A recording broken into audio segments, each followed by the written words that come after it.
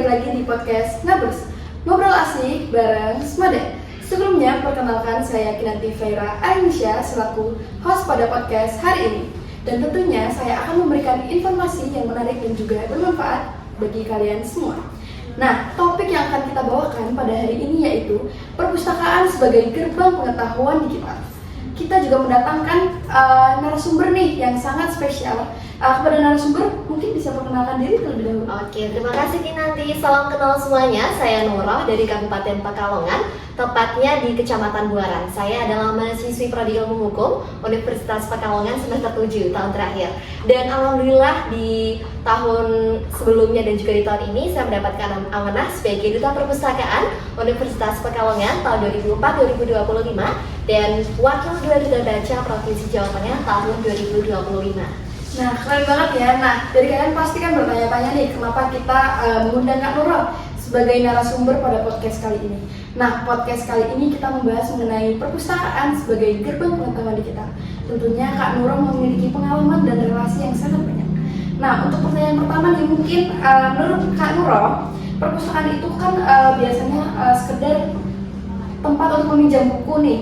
Nah, untuk zaman sekarang, apakah perpustakaan hanya tempat meminjam buku atau sudah menjadi pusat literasi digital nih? Oke, untuk perpustakaan digital, kalau semisal kita berbicara mungkin ketika zaman saya masih SMP, mungkin perpustakaan masih sebatas tempat untuk meminjam buku saja atau tempat untuk ngadem pas jam kosong. Tapi sekarang kan banyak sekali sekolah yang sudah bertransformasi, di mana perpustakaan bukan sekedar tempat teman-teman, tapi juga sudah ada aplikasi yang mewadahi untuk literasi digital. Kalau nggak salah di Semarang juga ada ya, digital library, dan juga di perpustakaan universitas saya sendiri juga sudah ada namanya e-Unikal. Nah, buat teman-teman nih, kalau semisal mungkin penonton di rumah masih ada yang SD, SMP, ataupun mungkin pekerja ataupun yang lain, buat teman-teman juga sebenarnya ada loh aplikasi perpustakaan di tingkat kabupaten, kota, dan juga tingkat provinsi. Untuk tingkat kota sendiri, dari pemerintah Kota Pekalongan ada aplikasi yang namanya e-Pekalongan Kota.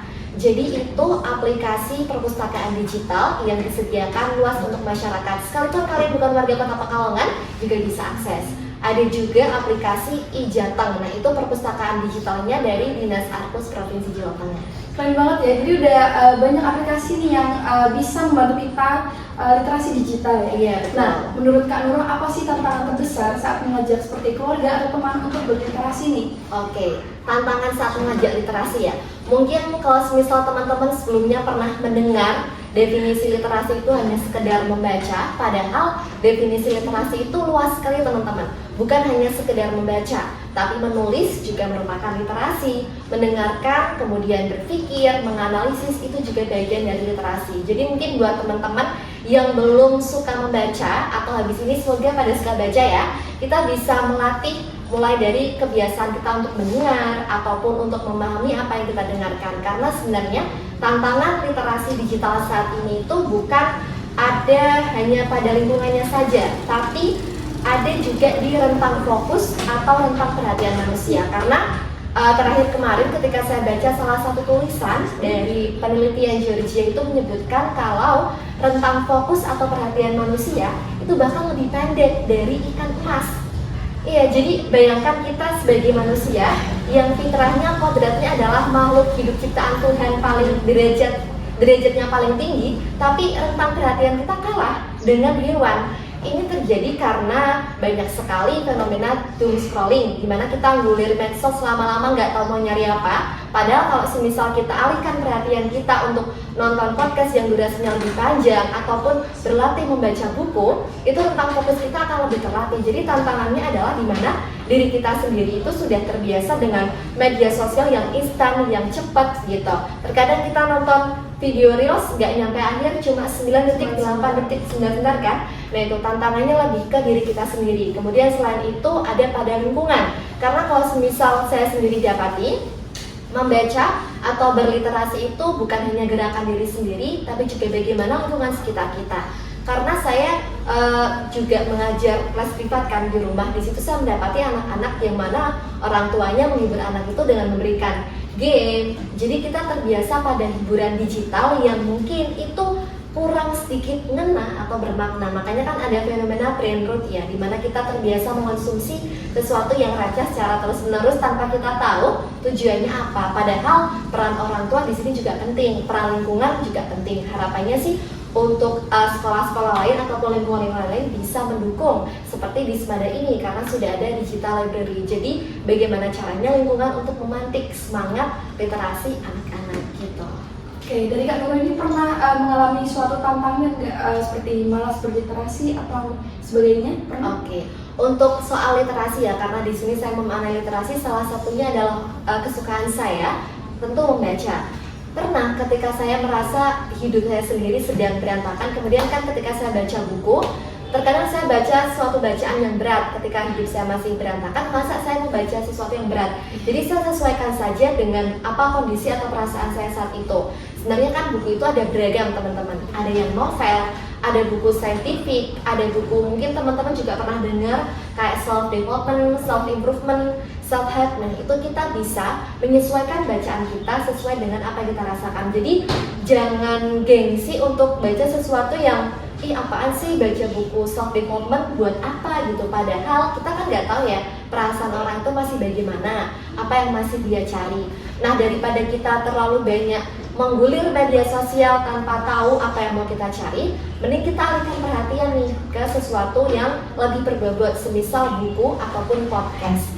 Jadi kita tidak boleh asal ngejudge gitu ya dengan bacaan orang, karena kalau semisal kita membaca cuma karena tuntutan gengsi, aku gengsi nih pengen baca yang berat-berat kayak Tan Malaka atau apa gitu.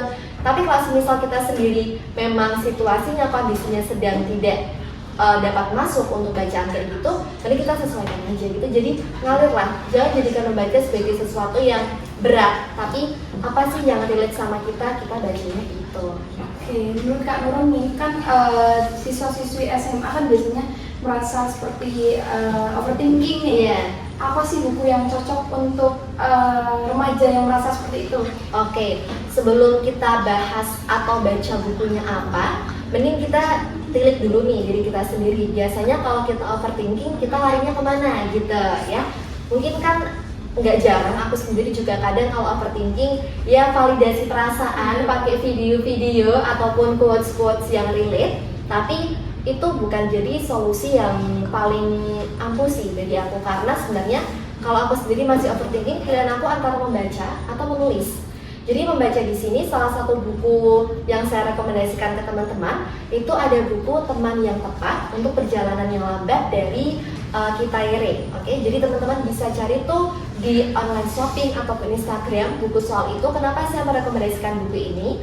Karena buku itu bisa memvalidasi perasaan kita. Kemudian buku itu juga bisa memberikan semangat untuk kita, dan ada beberapa halaman kosong buku yang itu isinya pertanyaan. Jadi kita nggak perlu curhat di media sosial, kita nggak perlu tuh repost ataupun membagikan postingan ulang ke Instagram dan lain-lain. Kita bisa mencurahkan perasaan kita di buku. Jadi manfaatnya adalah kalau semisal kita memanfaatkan buku sebagai media untuk menyalurkan emosi, privasi kita jauh lebih aman gitu. Apalagi buat teman-teman yang mungkin hidupnya sudah terbiasa di ranah publik tapi tidak ingin privasinya itu tersebar, kalian bisa manfaatkan media buku yang jauh lebih aman. Walaupun mungkin kayaknya, aduh aku capek nih kalau semisal masih sedih kok disuruh nyambat pakai nulis, kalian bisa pakai HP gitu, pakai aplikasi catatan ataupun aplikasi pendukung lain yang itu bisa menyalurkan perasaan emosi kita, tapi privasi kita tetap terjaga gitu. Karena tantangannya lagi-lagi digital itu antara kita mendapatkan banyak informasi atau informasi kita yang kesebar, itu kan juga perlu diperhatikan gitu. Nah, dari momen yang diceritakan tadi, menurut Kak Nurul nih, pernah nggak sih seperti ada momen yang yang membuat Kak Nurul berpikir seperti, wah literasi itu berdampak besar bagi diri saya seperti itu? Oke, persoalan literasi dan dampak ya. Kalau semisal saya boleh cerita sedikit tarik ke belakang, sebenarnya ini juga faktor lingkungan. Kebetulan sejak saya kecil, saya pernah ada masa di mana sebelum tidur ibu saya masih menyempatkan waktu untuk membaca buku cerita. Nah, ternyata peran seperti itu juga penting bagi kita. Mungkin kan teman-teman apalagi generasi Z, generasi Alpha yang sekarang kan selain fokus pada mental health, kita kan juga menilik bagaimana cara parenting gitu ya. Semoga kita semua di sini jadi generasi muda yang melek ke depannya nanti. Kalau kita menjadi orang tua, jangan apa-apa dikit-dikit gawai, apa-apa dikit-dikit hiburan digital. Oke, kita memanfaatkan digitalnya, tapi jangan sesuatu yang itu sia-sia saja gitu. Jadi mulai dari situ saya ternyata membaca ini bisa membuat saya berlatih untuk deep fokus gitu, bisa melatih fokus lebih lama. Kemudian ketika saya kelas 2 SD, saya ingat saya diberikan buku harian dari bule saya untuk saya tulis tuh di situ. Nah, kata ibu saya, kalau kamu ngerasain apa-apa tulis aja di situ. Nah, itu jadi sesuatu yang akhirnya saya sadar kalau buku itu bukan hanya dimaknai sebagai membaca, tapi juga sebagai menulis, di mana kita bisa menuangkan pikiran, kemudian menuangkan perasaan. Ini kan lebih ke ranah privat ya, bagaimana kalau ke ranah pendidikan? Nah, teman-teman, sebenarnya membaca atau berliterasi itu bisa menjadi aktualisasi buat diri kita. Kita tuh mau jadi apa sih gitu? Iya, Contohnya kan kayak ini di sini kita berliterasi tapi mendengarkan, nanti berperan sebagai host. Nah, di sini kan kita juga latihan mendengarkan, gimana cara menjadi host yang baik. Saya pun juga belajar gimana saya untuk menyampaikan pesan yang baik. Selain itu, buat teman-teman nih, kalau semisal pengen aktualisasi diri lewat membaca itu jangan hanya digunakan sebagai hobi semata. Kalau kata dosen saya nih, kebetulan dosen bahasa Indonesia juga, ada pesan beliau yang sampai sekarang ini saya ingat. Pesan beliau itu menyampaikan kalau mahasiswa itu dinilai dari karyanya. Nah, apalagi buat teman-teman yang masih masa-masa SMA sebelum transisi ke perkuliahan, berkaryalah sebanyak mungkin gitu. Kalian bisa membaca untuk mengikuti lomba esai, bisa membaca untuk mengikuti lomba karya tulis gitu. Jadi jadikan membaca itu sebagai aktualisasi, apa sih yang bisa aku dapetin dari sini. Nah, mungkin buat teman-teman juga nih yang masih cari-cari ide, kayaknya aku mau ngapain nih baiknya gitu. Buat teman-teman yang mulai tertarik untuk membaca, biasalah membaca apapun bukunya, tarik bahan bacaan itu ke sesuatu yang kamu sukai. Misal dirimu suka memasak, cobalah baca biografi atau mungkin resep-resep sederhana. Kalau semisal kalian suka tertarik dengan ilmu-ilmu sosial, cobalah baca tokoh-tokoh sosial di sana gitu.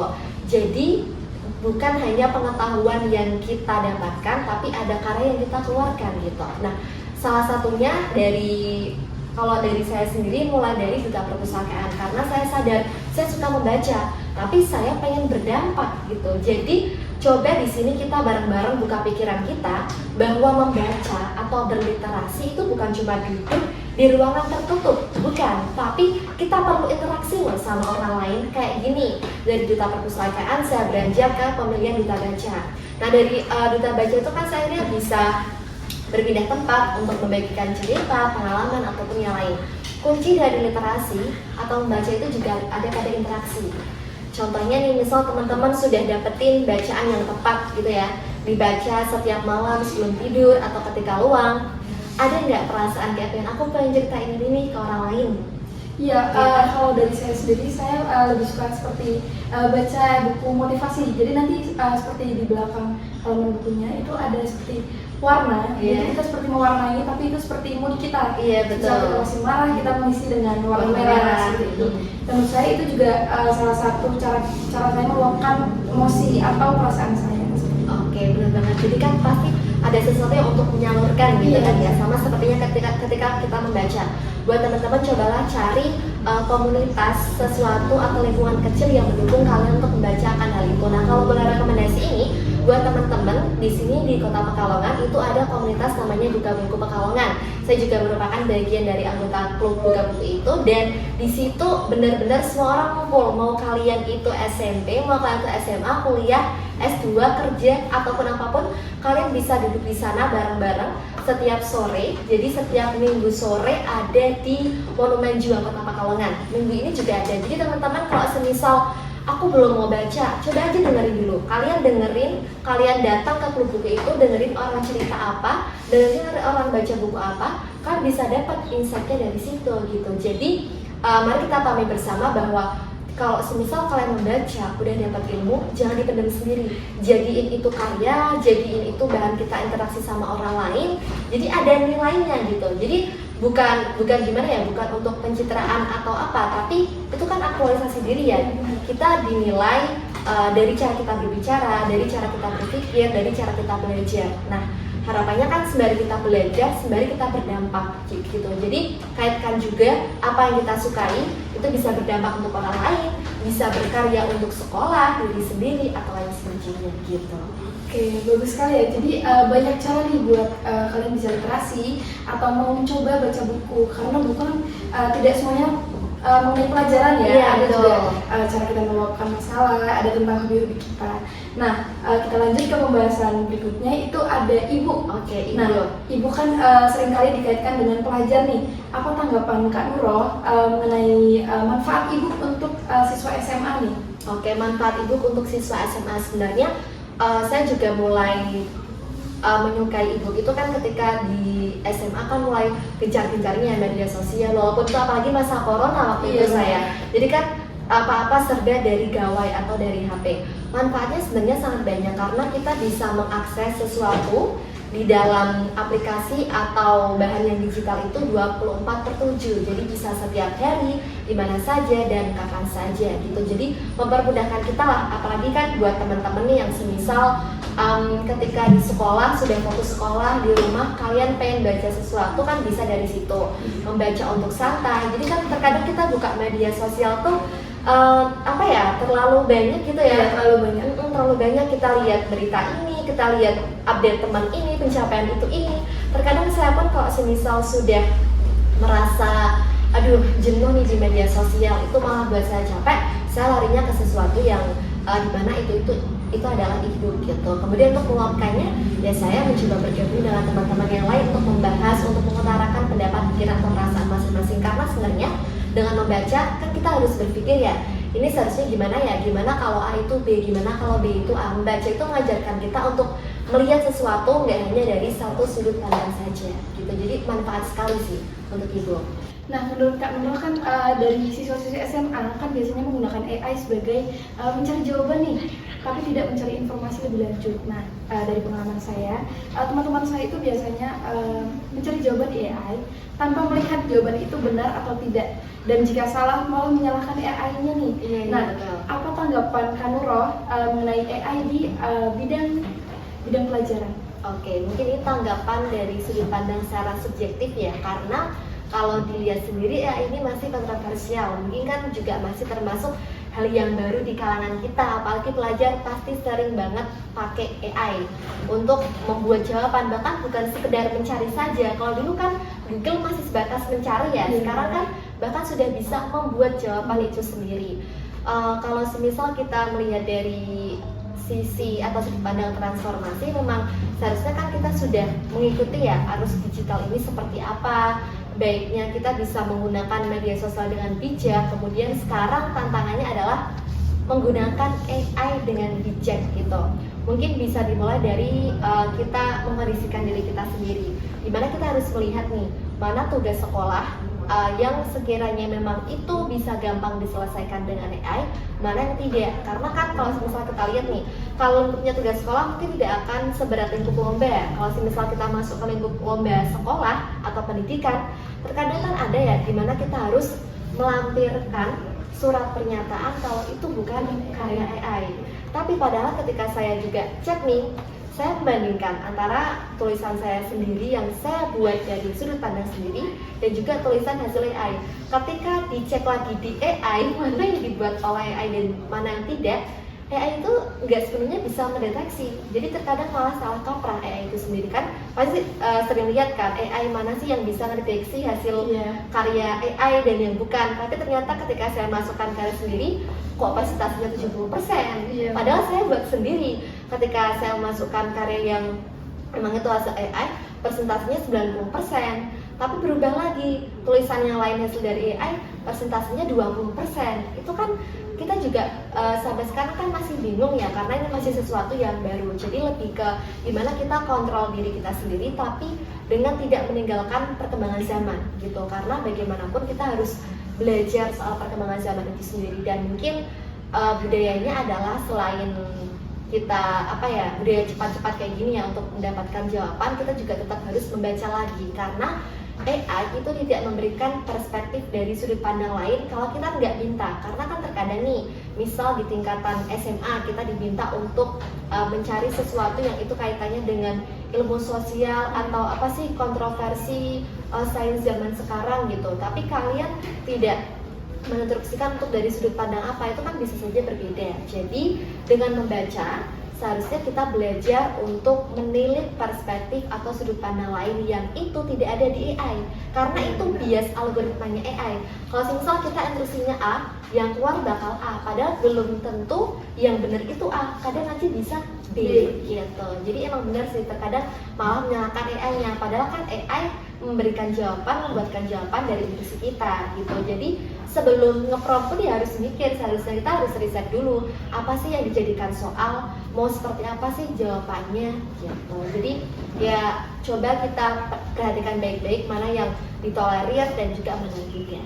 Iya benar. Jadi buat sobat kusbang, ketika kalian mencari jawaban di AI, kalian harus biasa mengolah nih apakah ini benar atau tidak. Betul. Jadi jangan terlalu terbiasa dengan AI. Iya. Nah, menurut Kak Nurul, bagaimana sih cara kita untuk mengolah informasi dari digital bukan hanya dari AI? Oke, mengolah informasi digital, karena informasi digital banyak sekali ya. Ada itu yang sekarang dari media sosial ataupun dari situs-situs berita online gitu.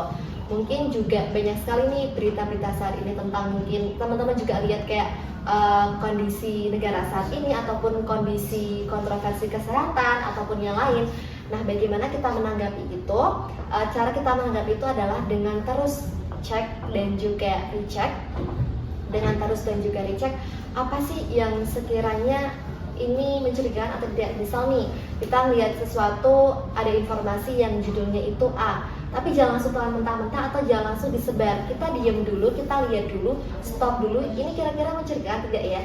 Jangan hanya percaya sesuatu dari satu situs atau satu aplikasi saja, tapi cobalah untuk riset ke tempat lain. Jadi kita tuh belajar untuk nggak cuma nelan mentah-mentah, tapi juga belajar untuk explore mana sebenarnya yang benar dan yang tidak. Benar, jadi kita juga harus menganalisis nih, bukan dari satu pandangan saja. Betul. Misal ketika kalian mencari rumus matematika, kalian hanya lihat di situs A, tapi di situs B itu jawabannya bukan itu. Nah, kalian harus mengumpulkan beberapa situs untuk mencari jawaban yang benar. Jadi seperti itu.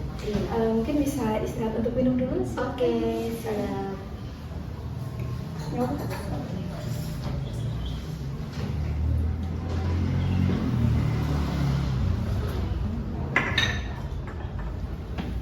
Nah, oke, kita mungkin lanjut ke AI lagi nih. Oke. Nah, untuk belajar mencari informasi nih, kan buat siswa-siswi SMA Negeri 2 Pekalongan atau Sobat Kusbang itu seperti terlalu terbiasa dengan AI, bahkan seperti malas untuk membaca buku.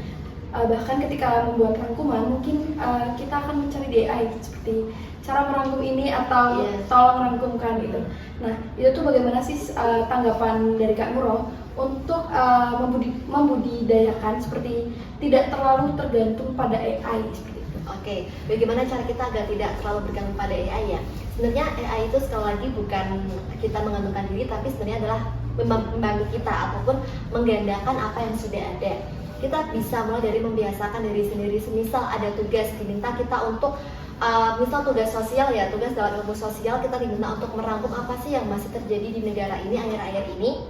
Kita bisa baca dulu dari situs-situs berita. Jadi jangan langsung menggantungkan diri pada AI. Cobalah untuk kita meriset lebih dulu, memang benar-benar dari sudut pandang kita sendiri apa yang sudah kita dapatkan, baru kemudian bisa kita manfaatkan AI untuk mungkin membenahi beberapa kalimatnya atau seperti apa gitu. Karena tantangan sekarang ini kan bukan hanya kita berkomunikasi ataupun mungkin berinteraksi dengan inovasi manusia, tapi kan juga dari inovasi akal imitasi. Jadi tetap untuk menyeimbangkan keduanya, jangan langsung oh ya kan bisa langsung AI, tapi cobalah kita baca sesuatu dulu secara utuh. Kalau kita sudah dapat poin-poinnya, coba kita bantu AI untuk merangkai lebih jelas lagi.